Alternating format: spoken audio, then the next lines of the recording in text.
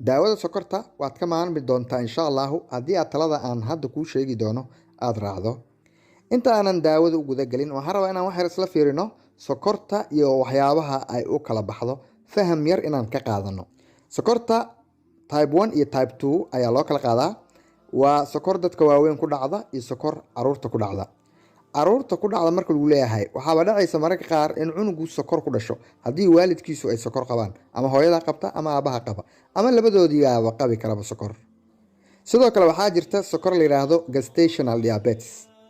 gestational waa sokor hooyada inta ay uurka leedahay oo keliya lagu arko, marka ay hooyada dhasho kadibna sokortaasi way baxdaa.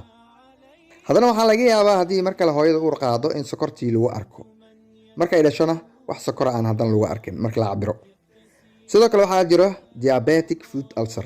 waa sokor inta badan dadka sokorta qaba marka ay nabar ama lugta nabar ka gaaro ama maaragtay wax jeexan oo kale, waxaa haddii nabarkaasi aan si dhaqsi loo daaweyn waxay gaaraysaa in lugtaasi la jaro oo gangrene ay noqoto.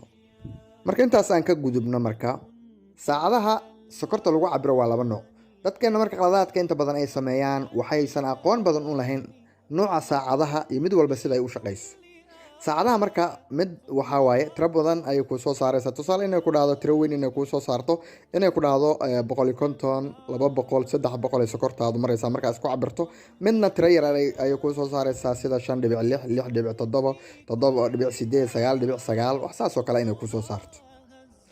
dadka marka inta badan marka ay saacad iska bedelaan ama saacad kale loo keeno waxaad arkaysaa dhibaatooyin. qof baa kuu imaanaya wuxuu ku leeyahay niyahow sokorteedii way kacsan tahay, normal ay ahaa jirtay, ewel waxay ahaa jirtay 6.6 ayaa jirtay, laakiin maanta way kacsan tahay oo 230 ay iisoo sheegtay.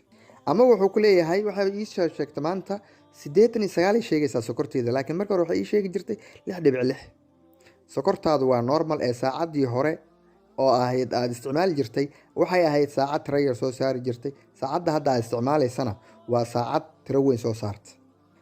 sidoo kale qof baa laga yaabaa inuu ku dhaho niyahow sokortu way iga dhacday.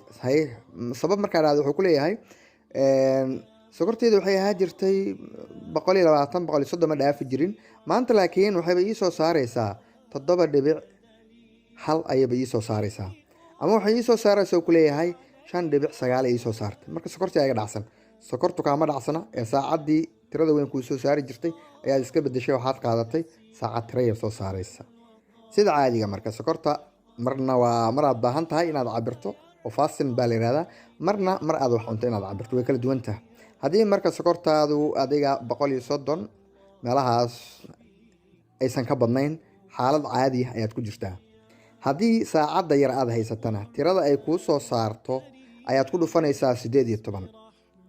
tusaale 6.8 ay kuu soo saartay, 18 markaa ku dhufato 122.4 sokortaadu normal waay.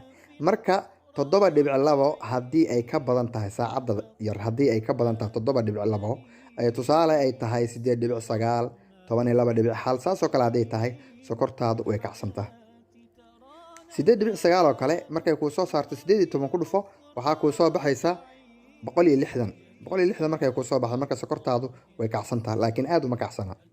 intaas marka waxaan ugu gudbaynaa iyada laftigeeda inaan saxnay waxyaabaha saacadaha iyo dadka dhibaatooyinka ay kala kulmaan. aan u gudagalna marka daawada ugu fiican ee dabiiciga ah ee loo isticmaalo sokorta waa xulbada. xulbada qaabka u isticmaalayso ayaa ka muhiimsan inaad isticmaasho. tusaale xulbada dadka isticmaala markay dhabar xanuun isticmaalayaan qaab gooniya loo isticmaalaa. marka raganimada iyo waxyaabahaas laga raadinayo iyo awoodda raganimada ay siyaadinaysana qaab gooniya loo isticmaalaa. marka sokorta qofka qaba oo isticmaalayana qaab gooni u isticmaalaa. galaas ayaa soo qaadanaysaa, 2 qaado oo xulba ayaad ku shubaysaa, kadib biyo ayaad ku daraysaa, galaasku wuu kuu buuxaa. marka xilliga waxaasoo dhan aad samaynayso waa inay noqoto cishaha kadib.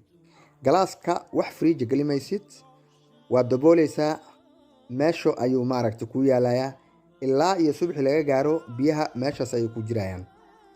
subaxii markaa ka soo kacdo salaada subax dukata kadib waxa ugu horeysa oo cabto ha noqdaan biyihii galaaska ku jiray. biyahaad cabaysaa, miraha intooda kale iska daadi. sidaas ayaad samaynaysaa subax kasto.